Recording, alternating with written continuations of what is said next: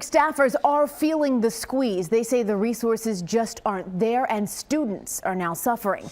Eyewitness News reporter Steve Patterson is live at the school district headquarters in Spring Garden with the story of two staffers simply stretched too thin. Steve.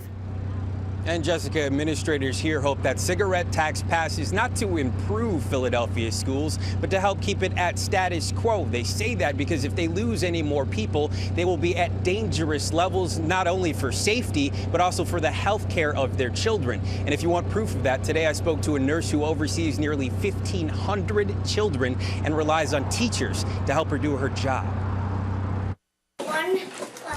Another pivotal day for the school district of Philadelphia in the hands of Harrisburg.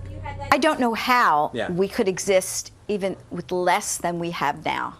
Monday, state lawmakers returning to session discussing the fate of a cigarette tax bill that would save the district millions. If it passes, school funding stays status quo. If the bill fails, administrators will brace for more than 1,000 new staffing cuts. We are not a safe school because we don't have the supports that we used to have. Meredith Elementary Principal Cindy Forlino says more loss would make it harder to educate, but at this point she's worried about basic safety. And they had a line up their arm. That's Forlino telling CBS 3 her staff nearly missed emergency care for a student with blood poisoning because a nurse wasn't there. We don't have the resources to provide the proper care. District nurse Eileen Duffy oversees health care for 900 high school and more than 450 elementary kids split between two schools. She's nearly at the state maximum 1,500, now status quo for district nurses. We rely on the other adults in the school to help us in managing our students.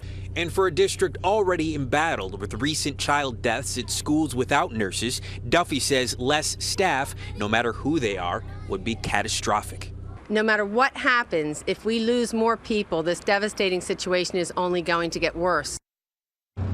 There was a 2013 survey that found that 70% of nurses in this district reported that teachers and staff help administer medication and treatment for students. And while administrators say that very well should be nurses doing that job, they say they cannot afford to lose any more eyes on those kids. It's the latest from district headquarters. I'm Steve Patterson, CBS 3 Eyewitness News. All right, Steve, thank you.